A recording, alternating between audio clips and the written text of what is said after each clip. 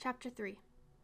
At noon of that same day in the first week of August, Winnie Foster sat on the bristly grass just inside the fence and said to the large toad who was squatting a few yards away across the road, "I will, though. You'll see. Maybe even first thing tomorrow, while everyone's still asleep." It was hard to know whether the toad was listening or not. Certainly, Winnie had given it good reason to ignore her. She had come out to the fence, very cross, very near the boiling point on a day that was itself near to boiling, and had noticed the toad at once. It was the only living thing in sight, except for a stationary cloud of hysterical gnats suspended in the heat above the road. Winnie had found some pebbles at the base of the fence, and, for lack of any other way to show how she felt, had flung one at the toad. It missed altogether, as she'd fully intended it should, but she made a game of it anyway, tossing pebbles at such an angle that they passed through the gnat cloud on their way to the toad.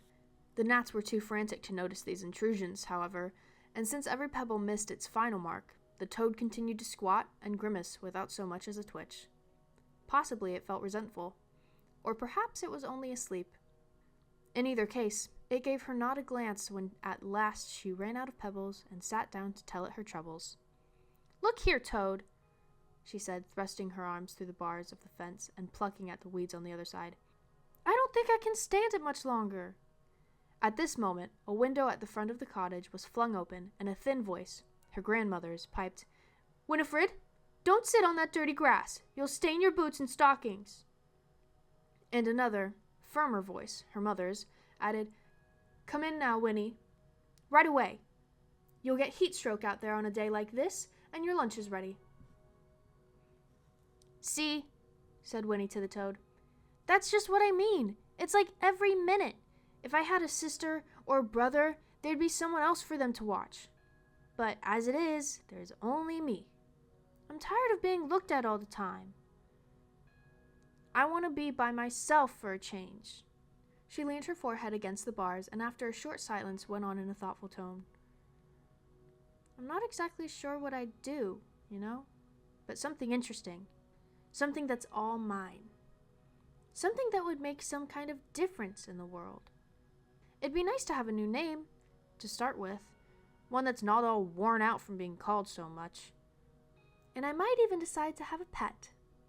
Maybe a big old toad, like you, that I could keep in a nice cage with lots of grass, and..." At this, the toad stirred and blinked. It gave a heave of muscles and plopped its heavy mud ball of a body a few inches farther away from her. "I suppose you're right," said Winnie. "Then you'd be just the way I am now. Why should you have to be cooped up in a cage too? It'd be better if I could be like you, out in the open and making up my own mind. Do you know they've hardly ever let me out of this yard all by myself? I'll never be able to do anything important if I stay in here like this. I expect I'd better run away." She paused and peered anxiously at the toad to see how it would receive this staggering idea, but it showed no signs of interest. "You think I wouldn't dare, don't you?" she said accusingly. "I will, though. You'll see. Maybe even first thing in the morning, while everyone's still asleep." "Winnie!" came the firm voice from the window. "All right, I'm coming," she cried, exasperated, and then added quickly, I'll be right there, Mama."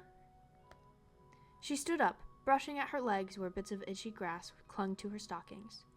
The toad, as if it saw that their interview was over, stirred again, bunched up, and bounced itself clumsily off toward the wood.